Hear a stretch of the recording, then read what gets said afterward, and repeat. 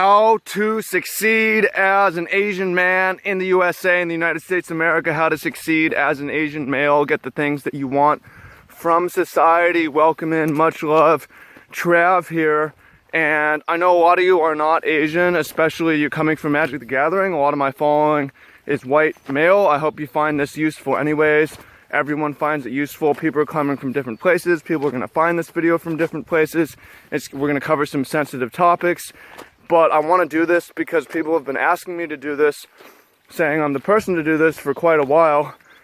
So we're going to talk about it. I'm going to talk bluntly about racial politics and social forces and history of the United States a little bit, with the goal of helping y'all who are watching, especially the Asian men, succeed in the USA. There's a lot of things you should know, and there's a lot of things you should know that you aren't told that I'm going to tell you. And there's a lot that can be done, and your level of success can be very high, and it's awesome. You know, I love the United States of America. It's great. It's great. There's so much opportunity here, especially in the 21st century, to make good things happen and achieve your dreams and so on. But there's also these social forces at play. So I'm going to cover briefly me, just a little my family background. Then we're going to dive into racial history of the USA. That's going to be the fun point. And then third, some recommendations for what y'all can do. So first of all, and I'll keep my history very, very short, but my dad's family is from China, and they're Southern Chinese nationalist, fought versus Mao Zedong in the war. They're very higher up, like Chiang Kai-shek is the leader of that. They're backed by the USA. That dude is an in-law of mine. My family over there own the news, shit like that, really higher ups. So when they lost the war, because the communists won, Mao Zedong won, a lot of my family was killed. Like my great-grandma was literally machine gun fired to death. But those who were able to escape came to the USA. Dad came here, met my mom. My mom's family came from North Europe and West Europe, mix, and they had me and my brother met on the West Coast. So I feel very strongly about the Chinese masculine side of my family. Like, my grandfather was a fighter pilot in the war and has ribbons and shit like that. You know, these are warriors. My great-grandfather, Zhang Zeldin, yeah.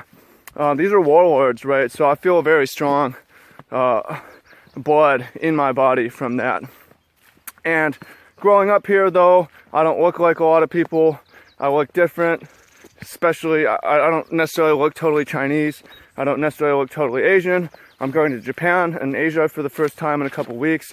I haven't gone back because of the family history, but I'm here now, and I've experienced a lot, and I'm going to share a lot, and we're going to go into racial politics. And the first thing I want to say about this, about the Asian race in the USA that I really like, something that I take pride in, that I see a little bit of change on, but things aren't perfect for us.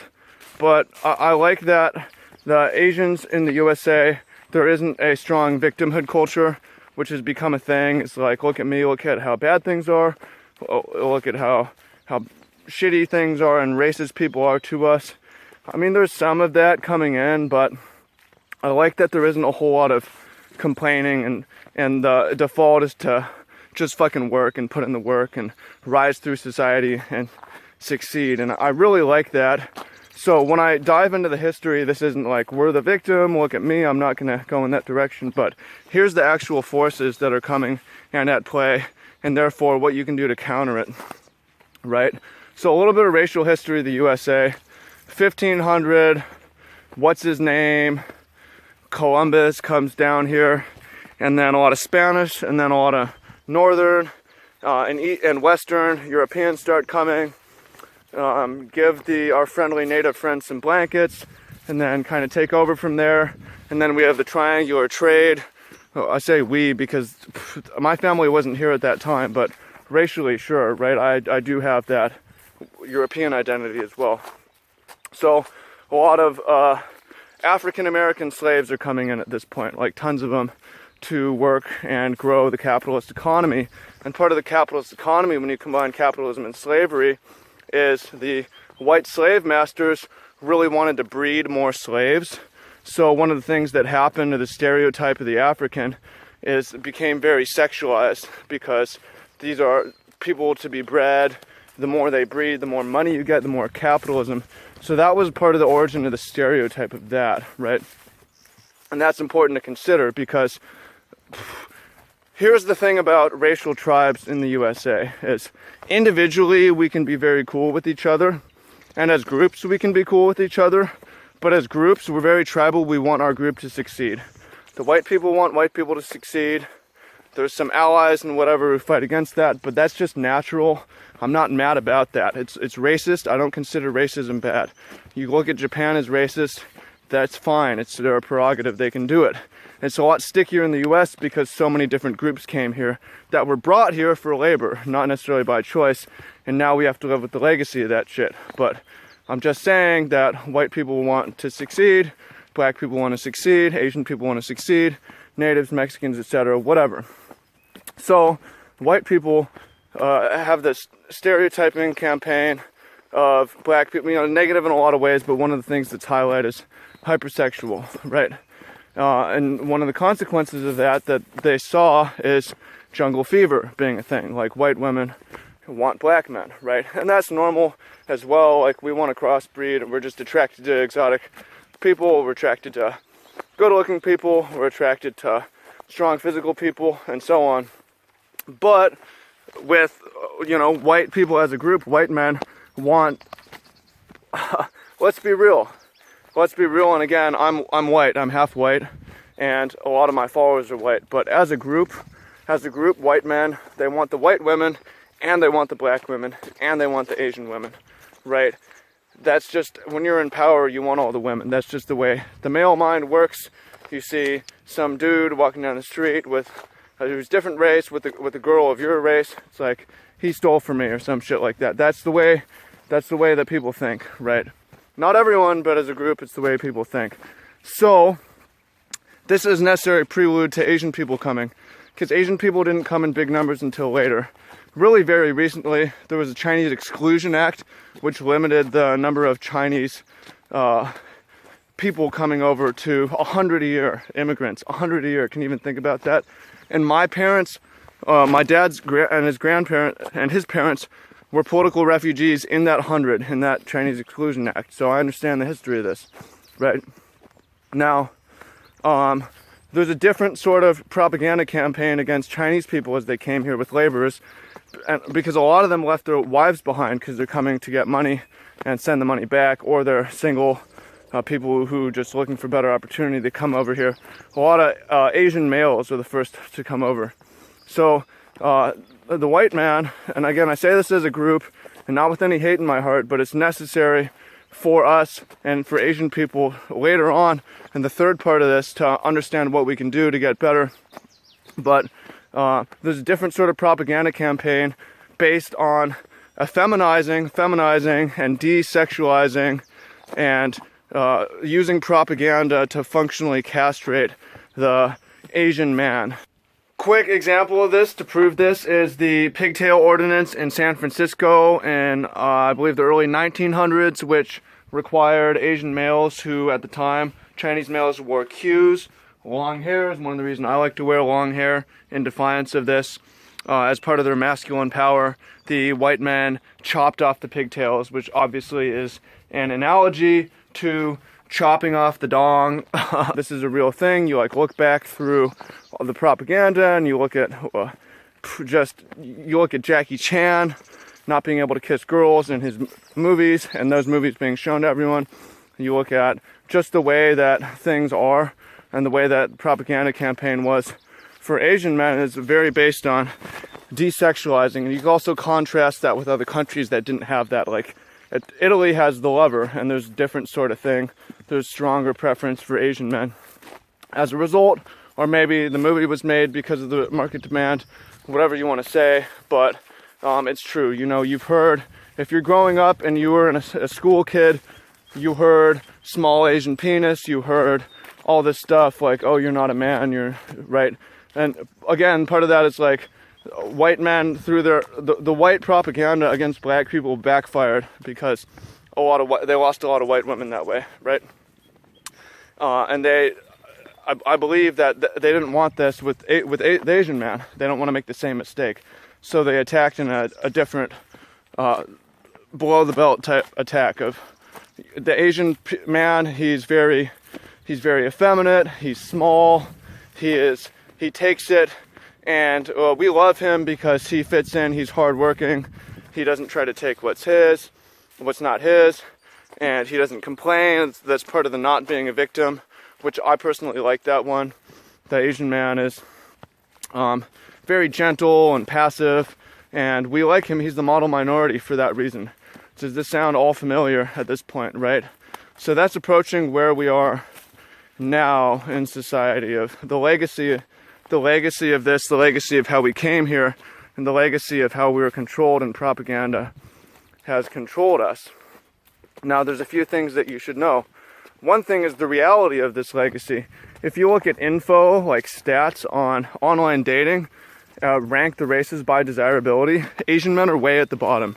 So the chips are stacked against you. It doesn't mean that you can't succeed, and I'm going to give you some more tools in here to succeed.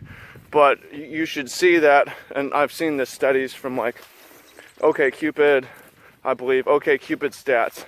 At least on there, it's like being an Asian male is a strike against you, and it's a strike against you because of these forces. It's a strike against you sexually, right? That's why, and one of the reasons why we see like so many single Asian men, so many Asian women liking white guys, not liking Asian men, and stuff like that. That's a reality, you know. And I got that growing up. Oh, your dad is Asian. Usually it's the other way around. White people would have loved to say that to cement it in, right? So before we move on to how to fix this, one more social force you need to be aware of is the male majority force. And this is a real thing that can be isolated to certain it can be localized. And I learned about this in Sperm Wars. And again, we're going to be frank, generalizing, stereotyping gender, now women. So most women are not going to cheat, but want to have the option to, or at least switch partners without risking their children, right? Based on research, anywhere from 5 to 30% of men are cucked, basically.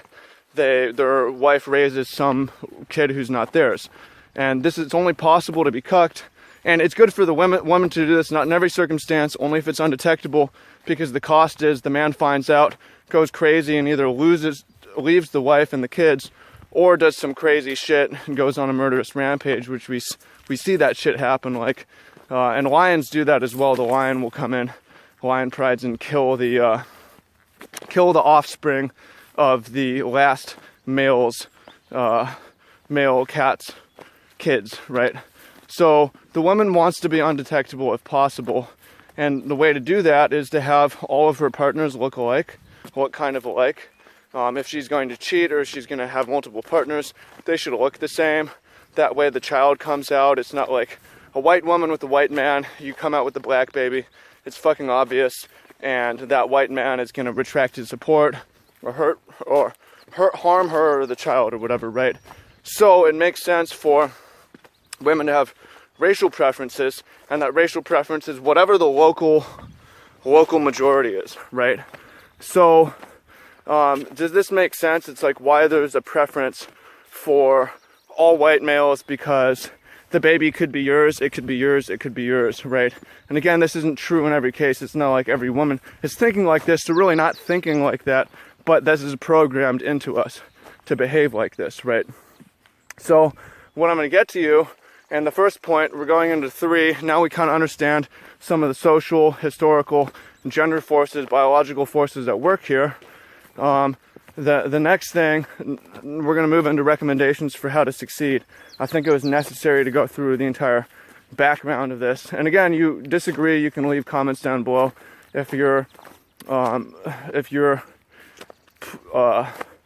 experience has been different, you can leave that comment below as well. So the first thing I'll say is that it helps to be the local majority. I'm in a place where I'm not right now. I've been in some places where I am. I'm going to Asia for the first time, and that will change my experience a lot. And I'll come back and I'll revisit this topic sometime later on. But in Seattle, in Seattle, especially the West Coast, it's more of a majority, and there's pockets where there's majority of Asians. You have the Chinatown, you have the International District, especially in California, you have these schools and a lot of pocket communities that are majority Asian. And you have Hawaii, and you'll have better success there. You'll be more desirable.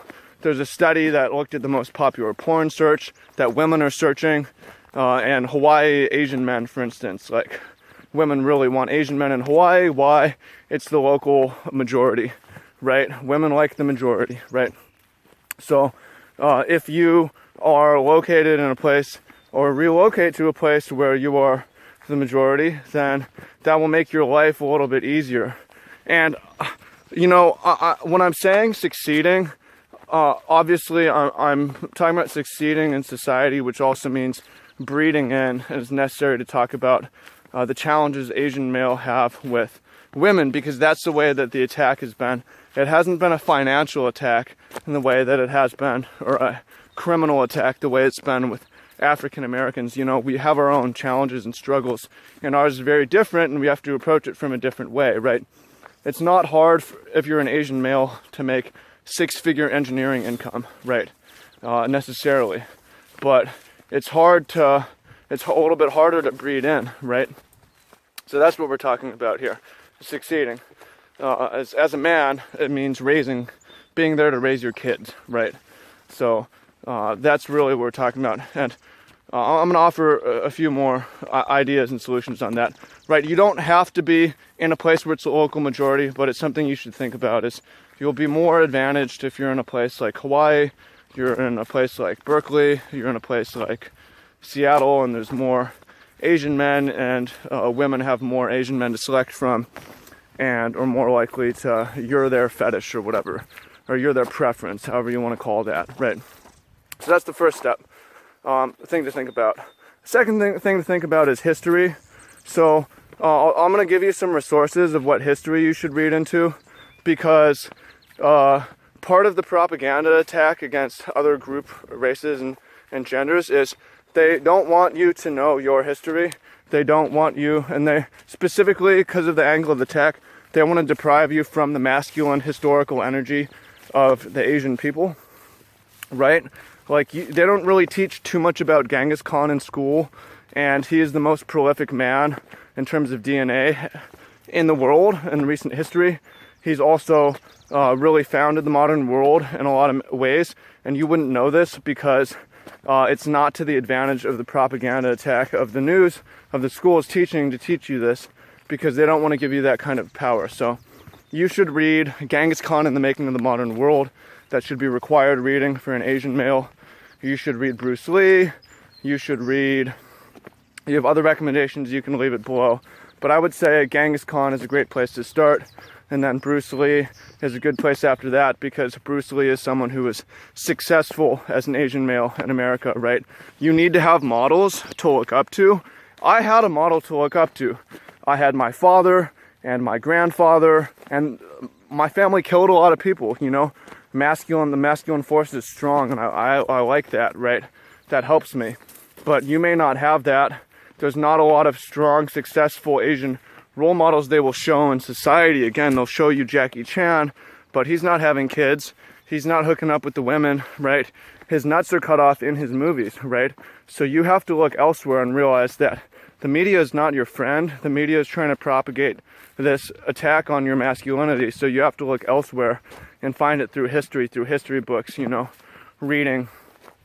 The Last Samurai, right, is not your friend, right? Read real history and biographies of successful Asian male leaders, and that will make a big difference. So I recommend checking that out. So number one, what to do is consider your geography and see if you can be in a place where you're the local majority. And I'm not, so I'm going to move on to step 3 here, or helpful thing 3 here. Number 2, read some fucking history of masculine Asian males. Check out Genghis Khan, right? So number 3 is, say that you don't live in a place and you don't live in that place, you're a minority. Like my dad came here, and there were 4 Asian kids, or him and his brother, and then I think 2 other at their high school, like a 2,000 person high school. So super minority, and that makes it harder. And you can't relocate at this point, and you can't use being a minority, and you don't want to use all this shit as an excuse. You have to succeed anyways.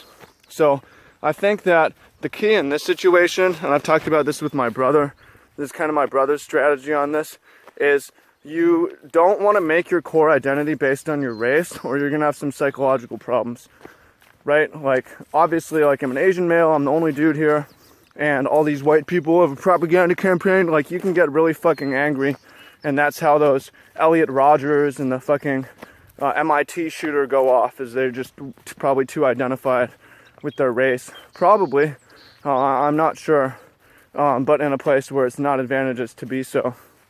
What you should do instead in these is make your identity more based off of what you do, or the people you hang out with, or, you know, for example, for me, my identity is based off of a lot of Magic the Gathering, and that allows me to succeed in white culture, because Magic the Gathering is white culture, because I don't identify as Asian other than my last name. I'm just a Magic player, and that's why a lot of you are watching this, is I'm just some dude who I happen to be Asian. That's not my identity. Same with basketball, right? When you're in a basketball team and there's black people and white people and Asian people on your team, you just want to win and you become one unit. So sports is another great way, and that's, I believe what my dad did is he did tons of sports, track team, soccer, rock climbing, all sorts of other sports, and that allows him to identify with the track team, identify with the et cetera, et cetera, et cetera, right? So you want, if you're in a place where you're not going to be, there aren't other Asian people for you to be around, then that's okay, and you should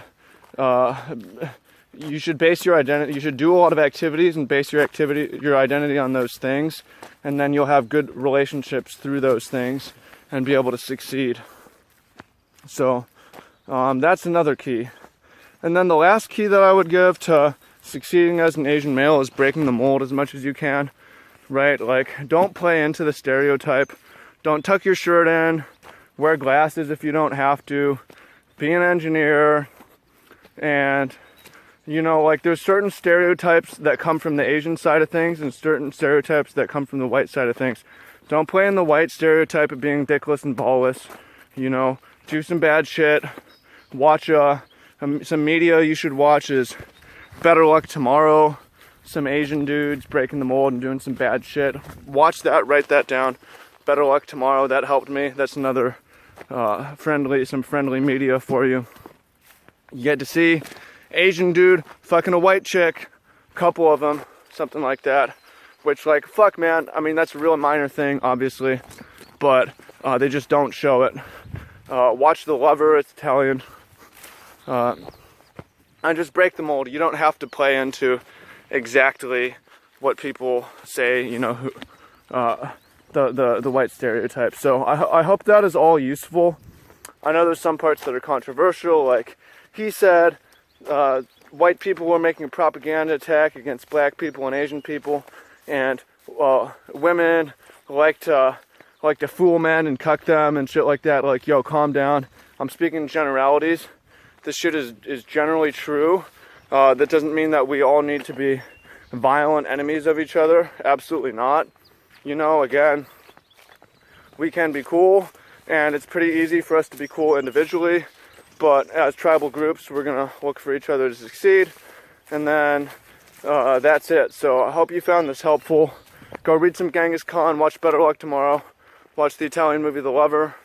Go either go somewhere where you can be around a bunch of other Asian dudes as the majority and have a big group of friends, or don't base your identity on race at all and base it on all the activities, sports, and games that you play, and go out and break the mold, and you can be successful as an Asian male in the USA. So I hope you found that useful.